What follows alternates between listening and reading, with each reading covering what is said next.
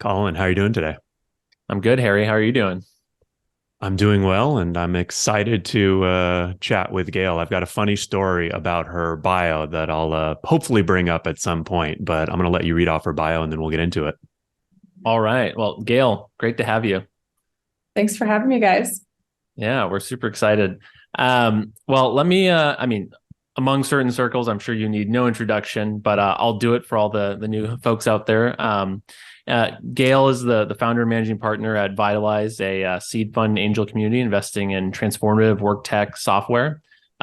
She's got ton of stuff on her resume, which is super impressive. But she's a founder of IrishAngels, one of the largest angel groups in the world.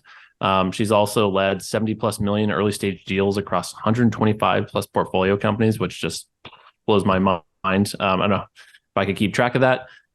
She's also made 50 personal angel investments. And, prior to the VC world and investing, she founded two HR tech startups, consulting for new product launches with Nielsen and data strategy for Orbitz. I mean, what a career. Super awesome. And I know I'm excited to dive in all things investing because I think you just have this really unique experience. Doesn't really resonate with their audience. So It's great. Yeah, they tell me I've been doing it for a decade, which is kind of a long time to say that, a decade. yeah, I Yeah. just had my 10-year wedding anniversary, and that's a decade. A Feel long this. time too. Congrats. Yeah, thank you. You can do some damage in 10 years. And when I was researching your bio, Gail, I'm not going to lie. I said Irish Angels. Wow, that's really cool. I didn't know that there was a whole community for people from Ireland that are investing in deals. I look it up and I say, "Oh, that Irish from Notre Dame." Okay, now I'm Hiding it makes more sense. So just FYI, I don't know if I'm the first person who's ever made that mistake, but I'm owning it. No, you are not, but we are very friendly with folks in Ireland. So we love everyone.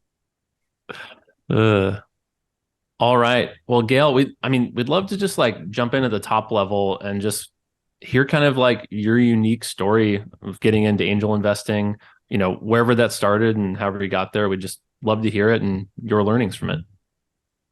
Yes, I was finishing business school in 2012 and had the opportunity to meet some of the initial board members at Irish Angels. And they said, "Hey, we wanted to start an angel investment network affiliated with Notre Dame for a long time. We, don't really know how to get that started, but maybe you're somebody that could help us figure it out." And I happened to have 3 months of loan money left. And so I said, "Okay, if we can figure it out in 3 months, I'll work for free during that time and do all the research and talk to a bunch of people and see what we can do." And it worked. And we found the 40 people in that amount of time. And so at the very end of 2012, we really launched the organization. And at that point, I had to figure things out. I'd never thought about venture before, but I really loved early stage, and starting an organization that helps others get their businesses off the ground through capital infusion was very interesting opportunity for me personally. I talked to a bunch of other VCs. How do we find deals? How do we pick deals? How do we do the diligence? How do we help the companies? How do we build out this investor base? I just had to learn all those things and do trial and error and continue to iterate until we had a process that worked really, really well. And then, in 2017, I was approached by some folks who'd invested with me before and said, "We want to buy a basket of your deals because we kind of missed some of them. When you're an angel, you do hit and miss. So you might do some deals, but you might opt to not do other deals. And with a fund, you are effectively buying a pool of opportunities that a fund manager picks." And so that's when I started to think about starting a fund. And around the same time, one of my friends in Chicago was raising money for her startup, and she came to me and said, "Will you invest $5,000?" And I actually personally had never thought about investing, which is interesting because I was around investment for so long. It was 4 years before I actually did my first investment. And once I did, I realized, I should be doing this more. And after that time, I figured out a strategy personally where I wanted to invest somewhere between 3 and 10 deals per year. And they're low dollar amounts. $1,000 to $10,000 is what I personally invest. But I realized that I have such good access to private opportunities that I really should be building a personal portfolio, which is very separate from the institutional work that I do on behalf of others. Got it. What do you think is a good impetus for someone starting to angel invest? Like you said, is it, monetary? Is it sort of wanting to learn? Like, what was your kind of main impetus? You said that you kind of had this aha moment. It was interesting that you kind of did it for 4 years with IrishAngels, but never thought of, making a personal investment yourself, it sounds like. Well, one, I didn't have money, Yeah. because That does hold you back from angel Yeah. investing at times, right? So I had to pay for business school, and I tried very hard after I left business school to pay it off as fast as I could. And so I didn't really have money for a while, but, there's a set of things that I always try and advise around when somebody is interested in angel investing. And that's number one. Are you even interested in it? Yeah. If you're truly like, oh, I think this is boring or dumb or whatever, like that's totally fine. This is not for everyone. But if your interest is sparked at all, then you have to think about, okay, is this right for me? And number one, you have to have some money. And I have a formula that I walk people through, which is effectively after you pay for your expenses and you save a little bit of money for a rainy day, and you have other investments in, let's say, the public markets or real estate or whatever you want, what is left? And typically it's somewhere between 10 and 50% of investable cash can reasonably go into angel or VC investing. So if you make 100,000 and you've got 30,000 left after all of your expenses and saving, and you put a little in the stock market, you might say, okay, I'm going to use this 30,000 per year. Well, you want to build a portfolio over time so that you're diversified, because a few of the deals are what's going to return everything. So you might say that 30,000 divided by 5 deals that I want to do per year, I know that I need to invest about $6,000 per deal. Mm-hmm. So I now have the math where it's like, okay, I'm going to do 5 or 6 deals at $5,000 to $6,000 each. I'm going to do that for a number of years. That's going to give me 25 to 30 companies after 5 years. And I will have enough of a diversified portfolio, assuming that I have good deal sourcing, that I should, 3x my capital. That's really the goal for angel investors, is to at least 3x it. How long do you tell people that they should think to do this? I think it's easy to make that first year commitment, but should they be in this? You got to do this 5 years in a row, or? I would say at a minimum, do 10 deals, very minimal. So at least do it for a couple of years. What I have seen across other angel groups, when I look at the data from the Angel Capital Association, is that a lot of times people will invest heavily for 3 years, and then they're like, well, I've kind of invested out, right? I have a bunch of companies that I did. I now have this portfolio, and I want to wait until it's harvested before I do another one. That's one approach. I personally believe it's really important to continue year by year, because every single year has different macro impacts. So for me, I would like to do between 3 and 10 a year. And I'll be honest, this year I'm light. Last year I was heavy, but that's okay. It's all going to even out, as long as I'm consistently doing the same amount into deals over time that match what I'm personally interested in, which is the second part of what I teach. What do you even like? You don't have to invest in everything. In fact, you shouldn't. Figuring out what you really like is the fun part of angel investing. Yeah.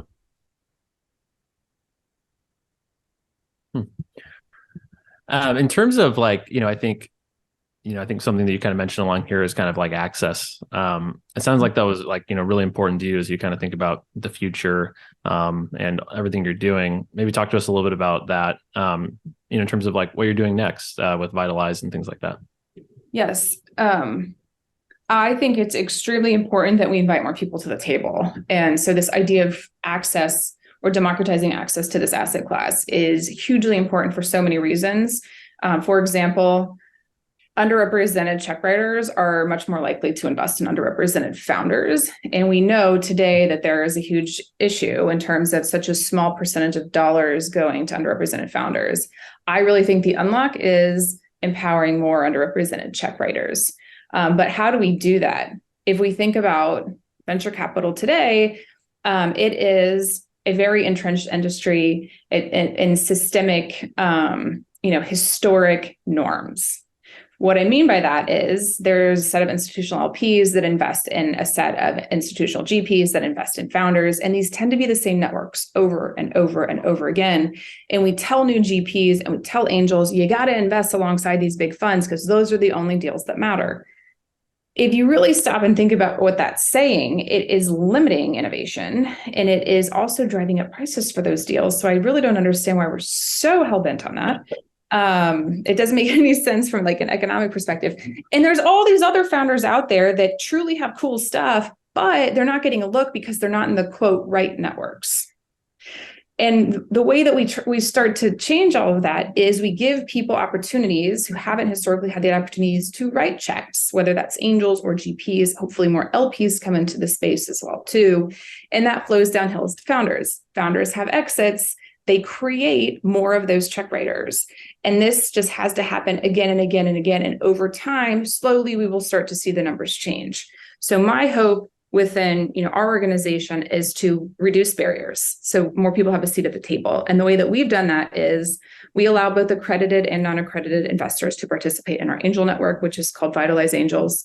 The fee is very low. So most angel groups charge somewhere between $2,000 and $6,000 per year. Our fee is $149 per quarter. And that's also waived if you happen to be a master's student anywhere in the world right now, you get a free year to check it out. Because we want people to have just eyes on what's going on and have the opportunity to sit in the room and listen. And then the other thing that we do is we let people invest as low as $1,000 per deal. So we've really tried to holistically create a scenario where most people who have good jobs and have a salary where they're able to save a little bit of money, if they so choose, they can say, you know what, I want to do 2 or 3 angel deals a year, and I want to put $1,000 in each one. And over time, I'm actually going to be able to develop my own angel portfolio. And that allows them to get at bats, and it allows them to learn so that lo and behold, in 10 years, when now they're a partner at a law firm, or they are a senior analyst at a bank or a tech company, and they're making really good money, they feel comfortable writing the bigger checks. Yeah, I definitely like that. And I mean, I think the minimum of $1,000 is very cool. What do you think is sort of the biggest value prop maybe for someone joining? Is it they get to invest alongside experience, that you remove a lot of the fees or the hassle, or what do you think is kind of the number one thing, I guess really why people are joining, but also is it the thing that you're hearing from your members that they're getting the most out of? So any angel group in general, it is attractive to a lot of individual angels because of community. Mm-hmm. So there's network, there's camaraderie, but there's also learning. So one of the things that I've seen in the last 10 years is that most people believe that they're not smart enough to angel invest. And so when they get to sit in the room and hear others' perspectives, they increase their confidence around a deal. Maybe they don't have experience in this particular market, but 2 other people in the room do. And by listening to them and having individual conversations with 5 or 6 other people, they get confidence to cross that bridge and actually write the check. So I think that's really the most important thing with any angel group. And with ours in particular, we're really just trying to make it inclusive. This is not only for underrepresented founders. This truly is for everyone. And our goal is to rewrite the paradigm here. And I hope other people copy us. In fact, we've published everything so people can copy us. They're not, which is unfortunate. But, I think that we're starting to see a tipping point within our organization where people that are sticking around, they really like it because not only do they have access to the deals that we vet. So we look at 500 a month, we show them one, the very best one. We do diligence, right? So they get the decade worth of experience that we have for not very many dollars, but they stick around because they like being part of this movement, right? Mm-hmm. Maybe they're an experienced angel and they're involved in a number of angel groups and we're just one of them, but we're very different in the sense that their participation with us helps others have the opportunity to get started. So there's this impact piece, which is really cool and differentiated.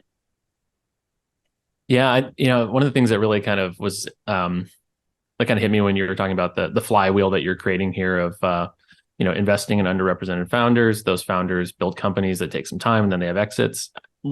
Majority of the people we interview here are like previously exited founders that are now just going back to the well to do it, help other people shoot their shot. And I think that that really hits home for me is that this is like a longer term game of building an ecosystem, and that there's some like self-reinforcing loops, right? That like people that were successful with one way of doing it are now going to go back and help other people be successful at that. And that's how you kind of create that capital concentration. Then hopefully other LPs come in, and then you really get, like you said, a thriving ecosystem. That's super exciting. I like that philosophy is all I wanted to say. Talk to us a little bit about like doing the non-accredited investors. I mean, I think that's something that I don't see at all from other people. Like, I know there's, certain fund types that you can do that. Like, tell us about the hoops there. Was that really hard to do? Not so bad? I'm just intrigued to learn a little bit more since it's so novel. Yeah. It's a good question. So we have 450 people in our angel group. So quite a few at this point. About half are accredited and half are not accredited. Here's the real difference. And it's for anybody in the SEC who's listening, please take note of this. There's unfortunately adverse selection that happens when you're talking about crowdfunding sites. So what the regulators at this point have said is, if you're not accredited, you can invest at a minimum $2,200 per year, and it can go up to about $10,000 depending on where you're at from an income perspective. Once you hit over $200,000, you're accredited, as long as that's your personal income in the last 2 years. So then you can do whatever you want with your money. But until you get to that level, it's 2,200 up to about 10. So that's kind of, if I'm a non-accredited investor in Vitalize Angels, that's what I have to think about. So for those investors, it's just like everybody else. They can invest in whatever they want at whatever amount, as long as they don't go over the issues. And our partner, WeFunder, manages all that part, because we are not brokers. We do not take a fee. We do not take carry. We cannot legally do that because we work with non-accredited investors. But here's the rub that the SEC really needs to understand. The founders want to work with our group. Almost every single founder that we tell about this group loves the mission. They love the fact that they can sit and do a presentation in front of such a diverse and really cool group of people, but they have to jump through hoops. So they have to file what's called the Form C. They have to wait 21 days to get their money, and they also have to share their financials. And these three things do not have to happen if you raise from only accredited individuals. So what does that mean for a founder? Well, if they can raise money from others, they're going to do it. And what that means is non-accrediteds are kind of getting the short end of the stick. Right. Yeah. And that's not the intent that the SEC had, but it is in practice what is occurring. So they really need to rethink this. And one of the things that we're working with WeFunder on is, because we are using our acumen and our networks and our resources, our diligence to take it from 500 deals to one that these investors have the opportunity to invest in. That's very different than them just going on a blanket site and seeing 1,000 deals and trying to pick one. Like we should not have to make the founders jump through the hoops that the SEC requires when we're using our model, but our model is new. And, we have to basically work within the confines that we have today. And we're very thankful that 11 founders have been willing to do it and work with us. And there are actually some really, really good companies in there. So we have defied the odds, and we're still doing good deals, even though there's this extra stuff that the founders have to do. Yeah. I know I've seen some angels talk about, kind of removing the accreditation rules for angel investments. How do you feel there? Do you think that in order to make an angel investment, everyone should have to be accredited, or no, or some kind of combo where, you guys are kind of vetting 500 deals and kind of in a partnership? I would love to see more VCs tag on angels, right? Like Hustle Fund does it. We do it. There's a few others that do it. Founders Fund, I believe, has their angel syndicate. How do we leverage these already working networks and approaches and systems and processes to help individual angels better access and better diligence and better pick deals?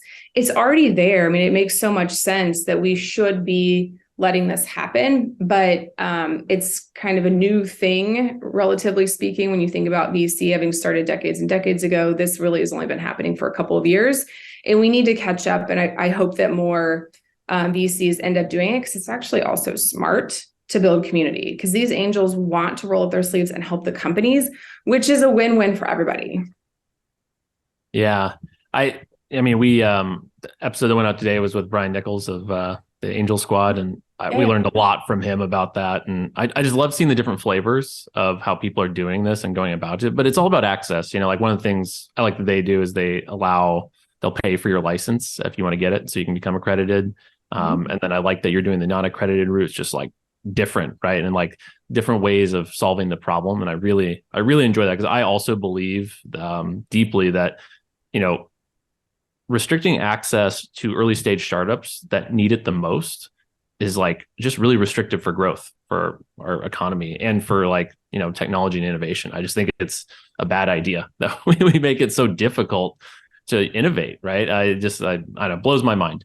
One topical thing around WeFunder was, Substack went out yesterday with their WeFunder, and I got an education. I have a Substack account, as does Harry, and I was like, oh, you can invest in Substack now. And so I went down the rabbit hole of looking at valuations, all of that, and trying to decide. And but I did think one of the really interesting things, like you pointed out, was they have to release their financials afterwards, and that they take a instead of like upfront, it's more of a commitment rather than it is the actual investment, and so they kind of avoid having to put the financials up front.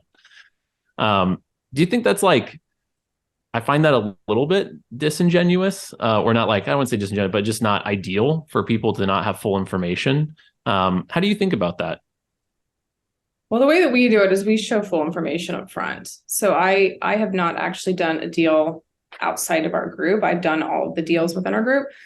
I agree with you. I mean, I think you really need to understand the full picture of a company. And that's why working with a VC's process makes so much sense. We know how to do diligence. We do a complete memo every time.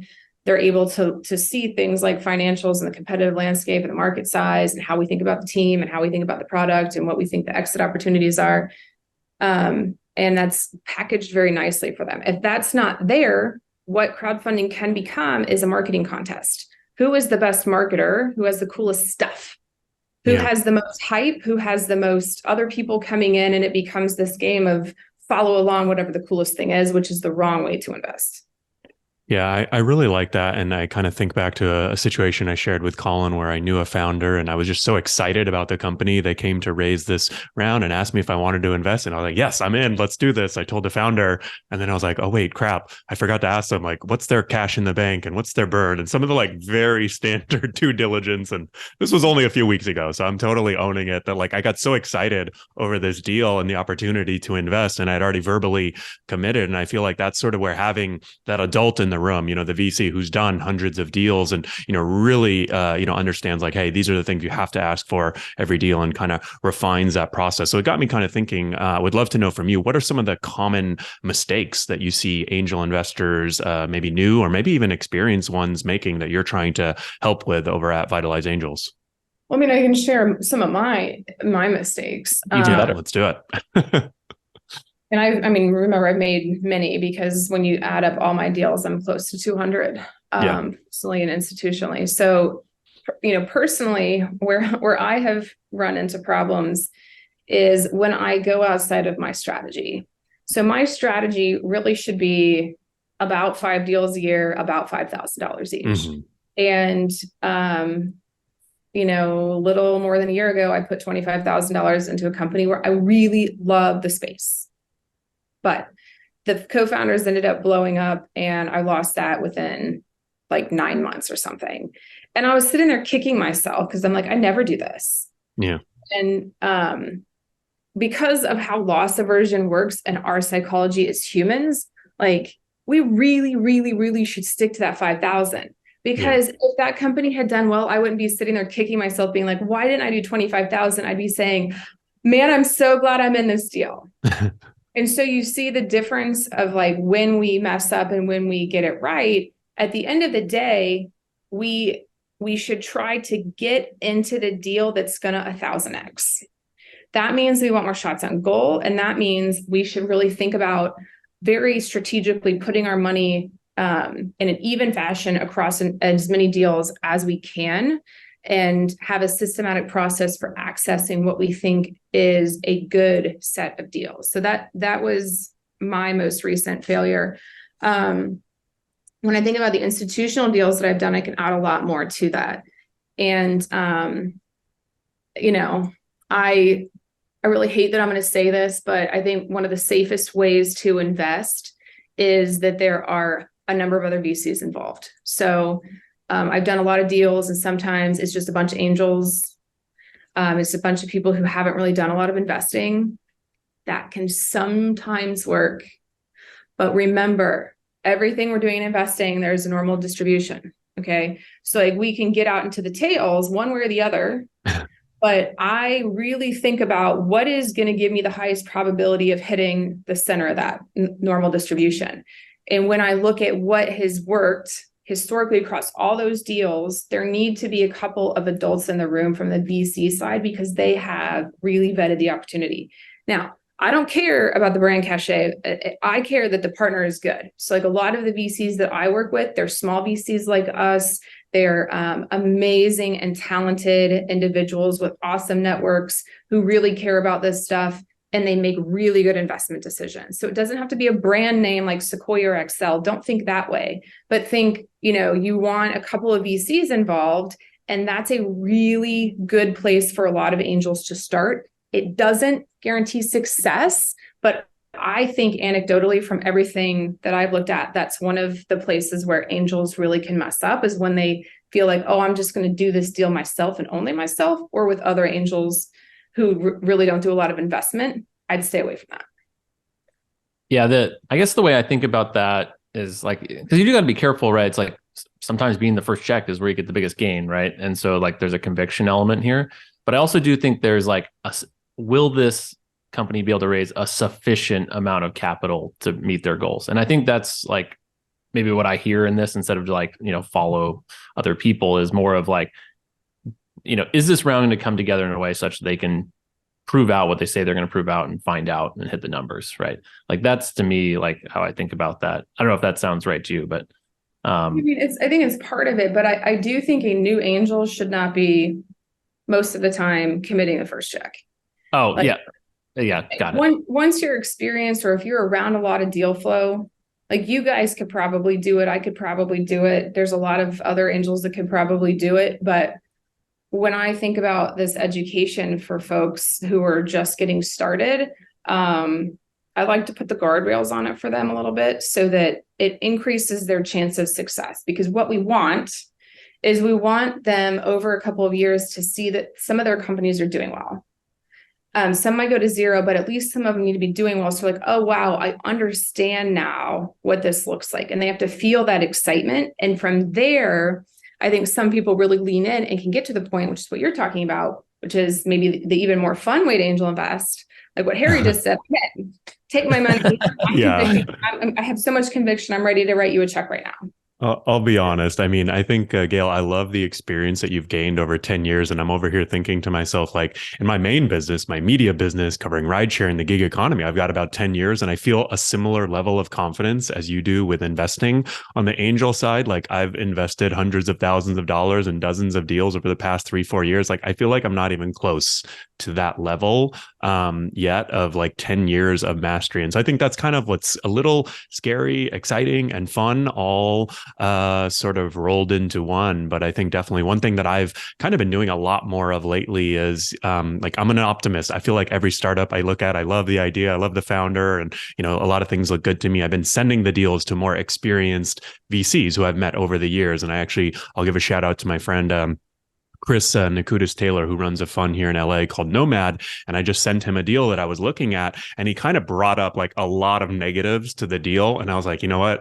I'm very glad that I sent it to him, because I was kind of, on the fence, and he really like illuminated. And this was one that was right up his alley, and rideshare and gig economy and, micromobility that he has a lot of experience in. And he's now a VC. And, so I've sort of been doing that with every deal that I'm looking at, like trying to send to 2 to 3 people who might be able to provide either, like an experienced industry perspective or an experienced VC perspective, or just something different than what I can bring. And that's sort of been helping me a lot lately. Yeah. The whole 10-year thing is like a kind of interesting, because I was looking back and I've been doing like operator side startups for like over 10 years now. But I was like, oh, I mean, this is something I know now, like having gone from like second, third employee all the way to like 400, 500 employees in multiple companies, and all in marketplaces and platforms, like mostly B2C. And it's like that fairway I know, like, I don't even have to think. Like, I can look at something really quickly and be like, okay, this is a total flop. Or at least I think it's a total flop. Or the founders know what they're talking about. They have a good chance. And like, I feel really confident there. But if I go into like hardware, even like enterprise SaaS, like anything else, I'm like, I don't know anything. And maybe that's because I feel like I know a lot about a certain subject, but I kind of know that like I just don't know anything. And I would need someone else. Like I would need someone that's expert to help me guide, even making a good decision about these things. And so that resonates a lot with me. And when we start talking about it, like decades of experience, and being able to do that. So, Gale, one question for you. In terms of angel investing, like who do you look up to? Who, do you have any mentors? Do you have any people that you go to? Tell us about it. I would call many of the angels that I worked with since 2012 and IrishAngels, friends and mentors, and kind of like learned with them and from them. I have a lot of peers that I talk with. Often there are other GPs, a lot of them do angel deals as well. And then, read a lot of other folks' stuff. I think Chris Sacca is obviously a very good investor. Like in terms of folks who are very active right now, because Chris really isn't, is Elizabeth Yin. I love Hustle Fund's approach. I used to read Brad Feld's stuff a lot when he was producing a lot of content. I very much agree with his philosophy on a lot of things. So there's really people everywhere. And I believe that even within Vitalize Angels, I might be the person that's running a meeting, but there's always going to be people sitting in every single room that know more than I do. And that's where this community aspect of angel investing is really interesting, because Colin, what you just mentioned about having operator experience, I don't have the same type of experience in marketplace. And so if you can share that with me on a marketplace deal, I actually love to do a lot of different industries from my angel portfolio, because in my institutional professional portfolio, it's very specific around B2B WorkTech. So I like to do stuff that's fun, and like marketplace, consumer, and all this stuff is fun personally. So that is something that I think a lot of new angels don't understand, is that each of us has something unique to bring to the table. And if we do it collectively, there's a lot of magic that can be created. I love that. One of the last episodes that came out was from Andrew Arrudo's a founder. He kind of like said that he likes to invest in areas he wants to learn about, right? Like he isn't necessarily the expert, but like that, that check is kind of a seat at the table, get those investor updates, learn from the best. Like, these founders, like they live it every day. And so I like that philosophy. And it sounds like you have a similar kind of philosophy there. Angels want to make money. They want to learn. They want to have cool stuff to talk about, and they want to have fun. So I like the fun part. Angels want to have fun. Yeah. Yeah. Angels just want to have fun. It's so true. And it was a surprise for me starting IrishAngels, but it was my job to find really good deals. But I also needed to make sure everybody had a great experience and had fun. All right. Well, this was like super illuminating discussion. I really loved it. I think we're going to go into what I consider one of our most fun sections, our trending Twitter threads. Wow, look at that transition right there, Colin. And Gale is active on Twitter too, so I think she might like this section. Oh yeah, Gale, you got some good hot takes on there, and I'm hoping we can get some more of them today. Harry, you want to read the first one? Sure. I just brought it up on the screen for those who are watching on YouTube. So this is from Ed Suh. Hi, Ed. I know. Hey, what's up, Ed? Do you know him? He's a seed investor at alpine.vc. Great. Some of the best deals in VC right now are seed extensions. Some companies are truly working, not yet Series A ready, but have a clear line of sight to getting there in 6 to 9 months. Now, this conflicts with some opinions we've had on the podcast before. So I wanted to get your take, Gale. What do you think? Do you agree with Ed? Or what do you think? Okay. So for Ed's strategy, that is so true. And this is where a lot of people don't understand how many strategies there are in VC. Ed is a contrarian investor in some ways, where he's really looking for, diamonds in the rough that have really, really, really strong fundamentals. And so he can find strong fundamentals that are getting overlooked by other VCs, and he figures out a way to pick the ones that are going to rise and be able to get on a really interesting path. For other types of VC strategies, it's probably not true.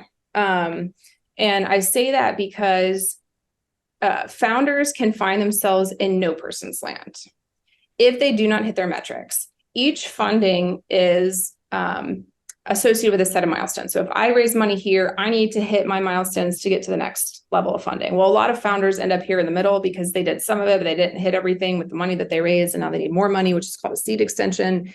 It really depends on why they didn't hit their metrics and what's going on, because I, as a seed investor, I have to make sure that there's a true market need. That means a willingness to pay by the customers, and the product has to be good enough to be meeting that need. And the founders understand go-to-market strategy, and they're starting to execute on it. So typically when a founder in my world, so just remember, not Ed's world, but my world, gets stuck there, oftentimes it's because they have not found product market fit. And if there's no product market fit, we should not be investing in them unless we, for some reason, there's data that's showing me that they're now on the right path and they weren't before.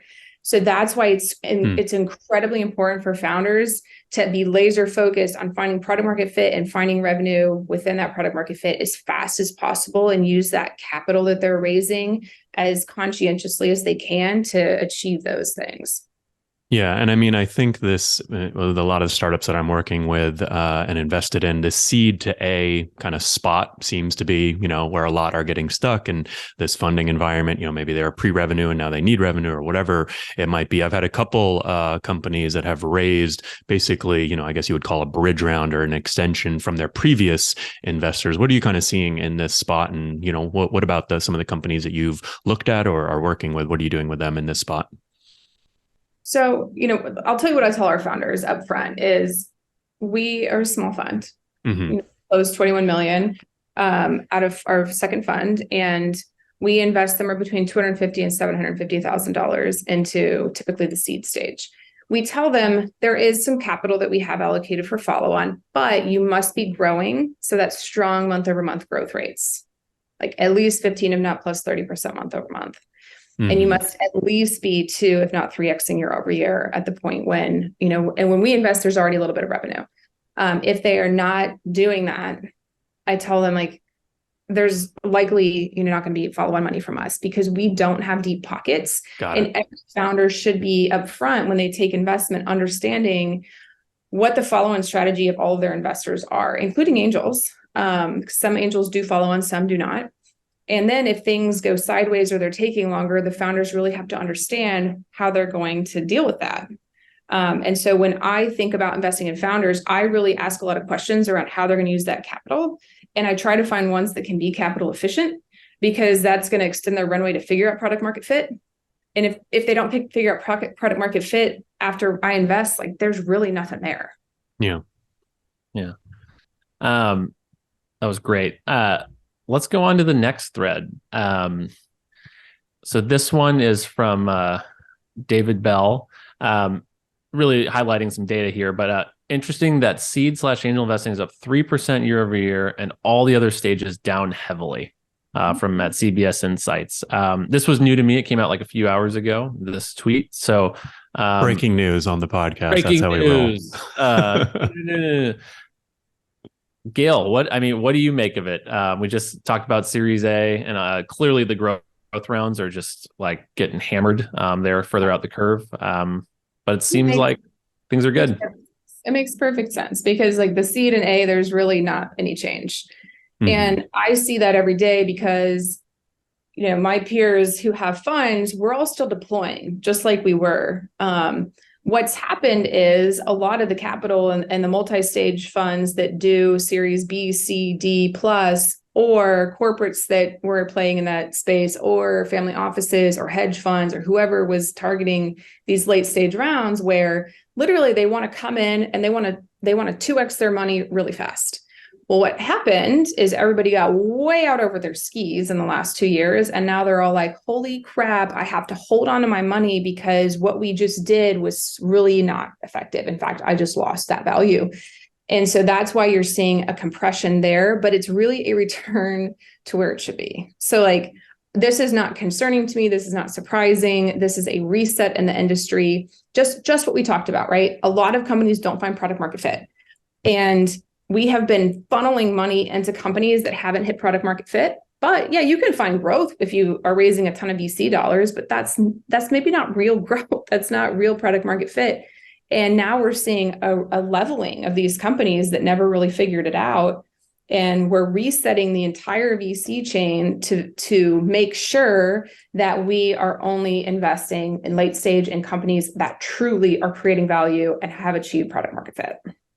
Yeah, and I think that this sort of year, Q4 2022 and Q4 21 year over year comparison, if you look at the peak in 2022 Q2, it's down quite a bit, right? Like plus 3%. I was like, oh, that's it. But if you look at from the peak down, so sort of definitely seems like seeds down a little bit, but those numbers are all sort of even greater from the peaks for sure. So I think that is it for the trending Twitter threads today.